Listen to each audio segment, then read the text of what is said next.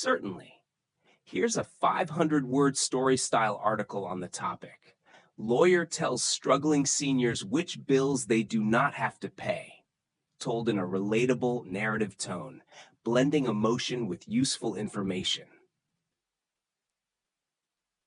Lawyer tells struggling seniors which bills they do not have to pay. When my dad passed away, my mom was left with more than just grief. She was drowning in bills. At 74, she had a modest income from Social Security and a small pension, but the mail kept bringing bad news: credit card balances, medical bills, even threats from debt collectors. She was terrified. Every envelope made her feel like she'd done something wrong, like she was being punished just for growing old. One day, after a particularly aggressive phone call from a collection agency, I finally said, "Enough." I made an appointment for us to see an elder law attorney. What that lawyer told us changed everything. He leaned across the desk, looked directly at my mom, and said, "You're not responsible for everything they're trying to scare you into paying." And then he began to explain what so few seniors know. There are certain bills they legally don't have to pay. First, unsecured debts like credit cards and personal loans. If there's no estate with enough money, those typically die with the deceased.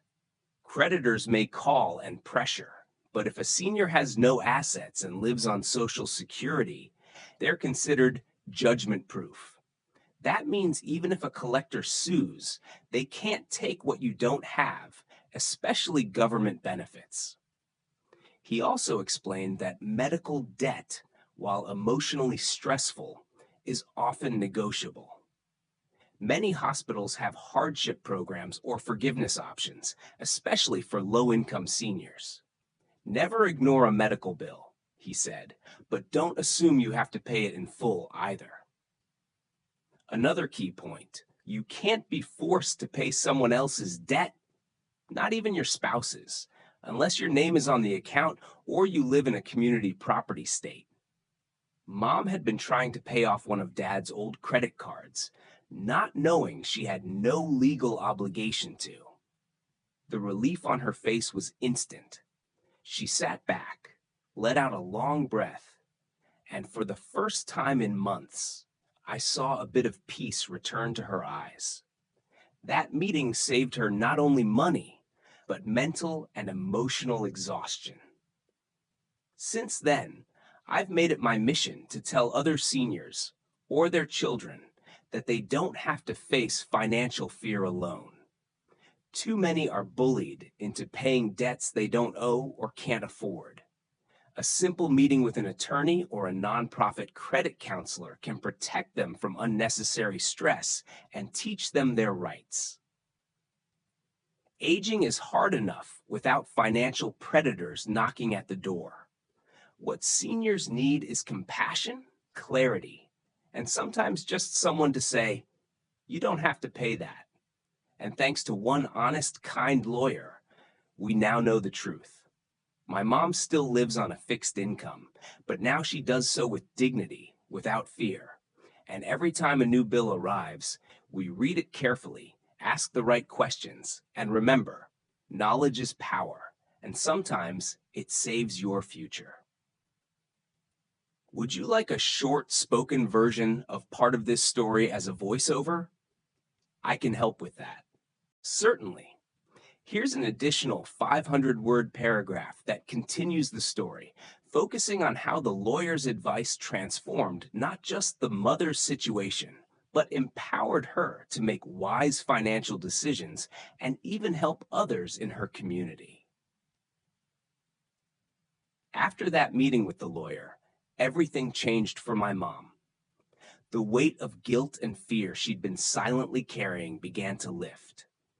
For the first time since Dad passed, she realized she wasn't powerless. That afternoon, we sat at the kitchen table with a stack of her mail, bills, statements, collection letters, and went through each one, applying what we'd learned. We called the credit card companies and politely declined responsibility for the accounts that were in Dad's name only. One collector tried to intimidate her, but when she calmly said, "I've spoken with an attorney and I am not liable for this debt," the tone of the call shifted instantly. That small sentence became her armor. She used it again and again. Then came the medical bills. She had been making $20 payments on a $2,000 emergency room visit just to do the right thing. The lawyer had told her to ask the hospital about financial assistance. At first, she was embarrassed to admit she couldn't afford it, but when she did, they reviewed her income and forgave 80% of the bill. It was a huge relief and proof that asking questions pays off. Literally. As we kept going, Mom began to regain confidence, not just about money, but about her ability to navigate life alone. She canceled a couple of unnecessary subscriptions, consolidated her bank accounts, and even set up a budget for the first time in her life. "I used to leave all this to your father," she said, "but now I see I can handle it." That moment of empowerment brought tears to my eyes. But what touched me even more was what she did next. Mom started attending community senior center meetings and slowly began sharing her story with others. At first, just in casual conversation. "Did you know you don't always have to pay medical bills in full?" Or, "Have you ever talked to a credit counselor?" But word got around, and soon the director invited her to speak at a financial awareness lunch. She was nervous, but determined. She told her story, shared what she'd learned, and gave out the name of the lawyer who helped her. A few of the seniors cried. Many thanked her afterward. Somewhere in the middle of all that, I realized that what had started as a personal crisis had become something greater. My mom went from scared and overwhelmed to informed and proactive. She became a source of strength, not just for herself, but for others. She wasn't just surviving widowhood. She was thriving in a way none of us expected. Money had once been a source of shame and confusion for her, but now it was something she understood, managed, and even used as a tool for good. That's the real power of knowledge. Once you gain it, you can pass it on. My mom did.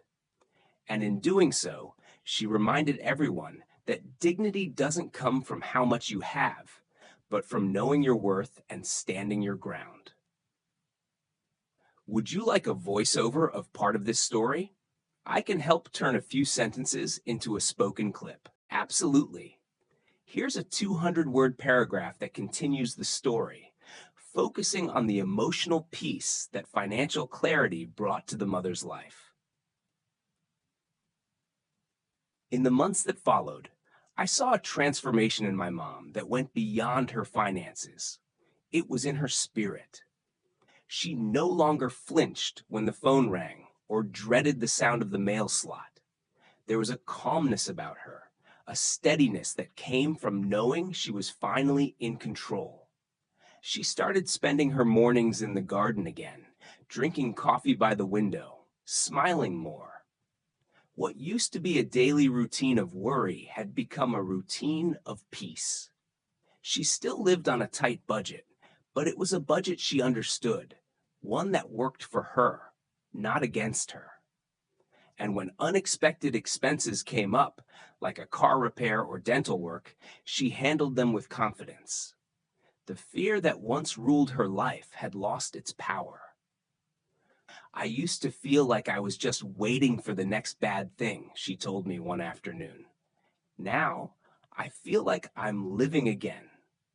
That shift, from fear to freedom, was the most valuable thing she gained from learning which bills she did and didn't have to pay. And it all started with one honest conversation with a lawyer who took the time to tell her the truth. Would you like to hear a short voiceover clip from this story?